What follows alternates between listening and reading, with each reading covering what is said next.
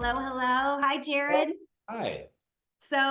We are doing a series of calls here at Futurity First with some of our top advisors around the country. And we really just kind of want to catch you in your natural, organic environment in your home office and just connect with you a little bit about your experience with Futurity First, why you joined our platform, a little bit about you. So we just want to take a few minutes, learn about you and learn from you. So we have a few questions to kind of guide our call today. So I guess just to kind of start things off, could you introduce yourself, Jared? Tell me a little bit about who you are, where you're from, a little bit of your backstory. Yeah. Nice to talk to you in the Zoom world, Tiffany. Jared Absolutely. Bulmer. I live in Oklahoma City. Here's the short story. Born here, moved to Portugal, lived there for 10 years, moved back, junior high school here, took off, never thought I was coming back, worked as a professional musician for a number of years, came back to the place I said I would never come back to, and I've been back now, what, 8 years? And I've been with Futurity. We can get into this later, but I've been with Futurity the entire time I've been in this business. So I'm in a place where you never know where life's going to take you. I just could never have predicted I would be back here doing what I'm doing now, but I That's love it. amazing. And so I guess, just to kind of cut to it, what ultimately made you kind of make that change? Because I find that so many people in this business, in this space, have really cool and eclectic, if you will, backgrounds like yourself. So tell me what kind of drove you to come back full circle. Yeah, I agree. I feel like the more people I meet in this business, the more people I get to know that have lots of interests, that have a wide variety of experience and other things. Mhm. And I think that is very useful in what we do, because a lot of what we do is about connecting to people. And I think if you're able to bring a broader experience, life experience, into a situation with a client or with whatever business venture you have, it's Mhm. only going to be a positive thing, a net positive thing. Um, I was working as a classical musician. I was on faculty at a few universities. I was freelancing. I played in orchestras all over the world. I'm a tuba player. I played. Really? I Yeah, was I going just to ask you played. what you played. Yeah. I just played a gig on Sunday. It's funny because I when I moved here, I like hung up the cleats, so to speak, for a few years to learn the new craft. Mhm. And in the last few years, I've started playing again, and some musicians here in the Oklahoma City Philharmonic, and they found out that I'm here, and so I've been getting called to play gigs, and I wouldn't have wanted to do it a few years ago, just because I'm focusing on this, but Yep. I've been able to pepper it back in occasionally, just have a little bit of time playing when I can, and so I still play. But anyway, so I was in Chicago, I was doing that, and but honestly, it's all goes back to my dad, and he started at New York Life 30 some odd years ago, built his practice. We're very much a referral driven company. We've done more recently with leads and marketing. We could talk about that, but he started this and he's developed it over the years into financial advising, insurance, and the full, the run of it all. Mhm. He was always like, "Hey, you should just come join the practice." And I was like, "I'm not going to do that. I'm trying to play music, And also, I'm not like a genius with numbers. And this is the funny thing. It's like I can do math, but he's really good. You'll meet people that are really good with like doing like percentages, numbers in their head. And you're like, "Oh, well, that person must be just suited for that." So I was like, "I'll never." He said, "No, it's about people. This business is about people. It's about." Right. And for years, hey, whenever you're ready, come on. And I was like, Dad, I will never do that. Like, that's just not. And I did it. Yeah. And I got to a point in my life where I was like, the arc that I wanted to have for music was, it became a thing that I was like, I've got a family, I've got other responsibilities, I can still do music.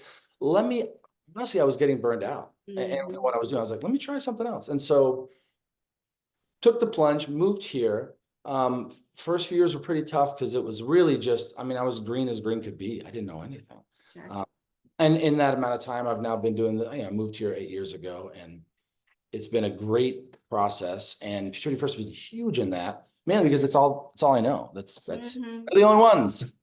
Well, you came into the best, kind of the best spot. And so you've kind of, built your practice, because you have a very successful practice now in working with your dad and his practice as well. So I guess, are there any specific tools, resources, technology tools, things that you like, that maybe you and your dad like, or that you've adopted, that are, unique maybe to FFIG, that you're like, this is good. This really works for the clients that I serve.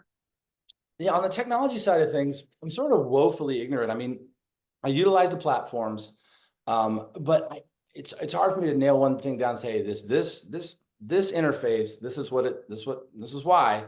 Yes, I, I come back to, it's about people. And when I think about Futurity First and just the entire organization, it's not the technology, it's not the website, it's not that, which I don't have. It's great. It works great for us. The quoting tools, we do Medicare, we do life insurance. Obviously Securities America is turning into this larger thing with Osaic. We do a lot of work on the broker dealer side.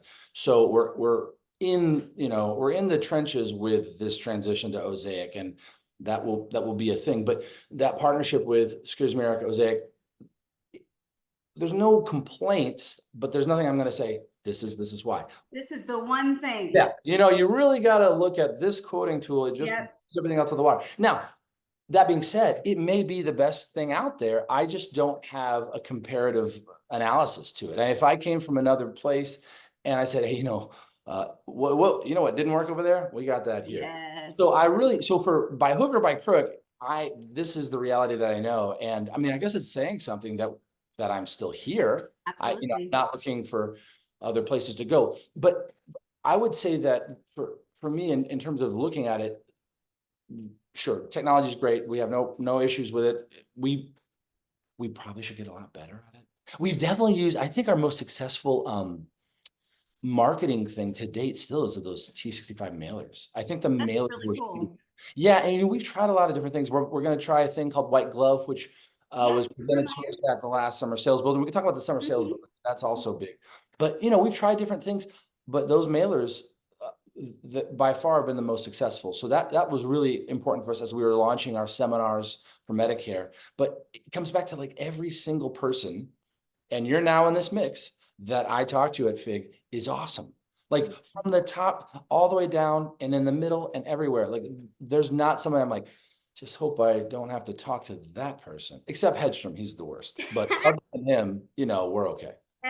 No, but I know what you mean. It's kind of like a family feel, if you will. And I've felt that way since I joined the team almost 7 years ago as well. So I can relate.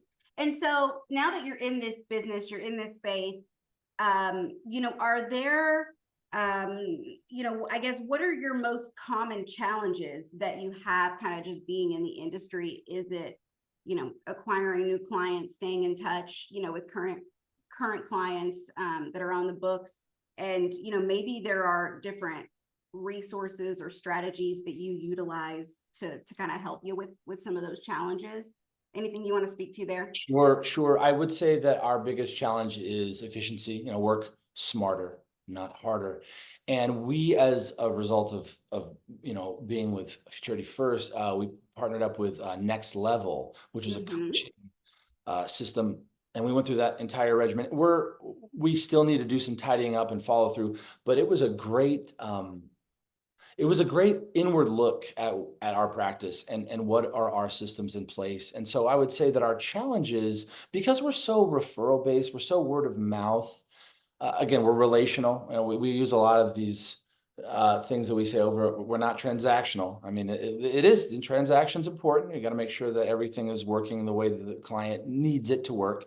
But we're relational. I mean, we want to know what's going on with you, and we become a larger family. But the lead generation is not something that right now, I mean, it's more just about, hey, how do we do what we do better? How do we do it smarter? How do we stay in touch with clients? And how do we organize that into systems that are repeatable, consistent, and that we're able to just say, hey, listen, I think maybe one of the things in the Next Level course is just the consistency of it. Like when you drink Pepsi, it tastes like Pepsi. And when you drink, so to what you're going to get Bulmer Financial Group, you know Yeah. what you're going to get. These are the people, this is the experience you're going to get. This is the order you're going to get it in. And you can count on the dependability. So I would say that partnership has been great. It's Mhm. also put us in touch with other things. Like I'm now a part of the Retirement Planning Center, RPC with Chelsea. Oh, are you very I cool? am. Opportunities are created Yes. just by knowing the people at Futurity First because they want the best for you because they want the best for the organization as a whole. Yeah, absolutely. I think you nailed it there. And that's really cool. I forgot that you guys are a part of It's our just, we're like a month deep into it. It I just forgot started. about that. I've That's got to right. get my, I got to turn in my report for last month. Don't tell her. I'm Yes, like, but you're right. So many cool opportunities and ways to kind of get in front of new people, existing clients, and with new solutions, all of those things. And then, I guess I kind of want to wrap it up with just any advice that you have. So you came into this, I feel like you're a great person to give advice because you came into this industry with a unique background, a different background than most, but you've developed a very successful practice, and we haven't touched a lot on that. But you and your dad, your practice is really, really top notch, and one that we use as an example across the country a lot. I know that clients are in no better hands when they're with you guys. But any advice you give to somebody kind of looking to get into this space, or looking to maybe make a move from another company to FFIG? yeah, get a dad like my dad. That's step number one.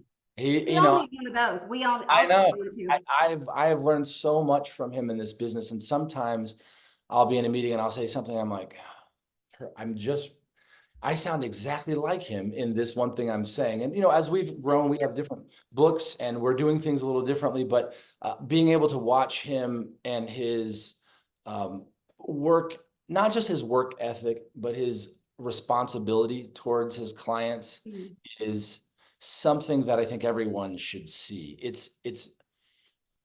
We have this thing about, we treat everyone as they are, to the best that we can, as their situation is the most important, Mhm. because in that moment it is.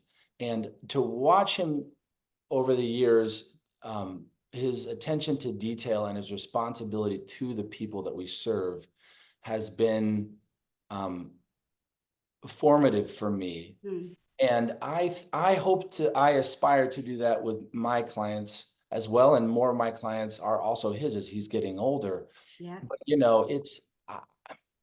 I would say that coming into the business, one of the things I learned is that if you're focused on people and helping people, and I know that can sound cliche, but if you're commission driven, if you're just looking at the payout, then that will work itself out in its own way. But if you're focused on the people and why you're doing what you're doing, then there will always be another lead, because somebody's going to say, call those people, they're going to treat you right, and they're going to do what's best for you, and just go give them a shot.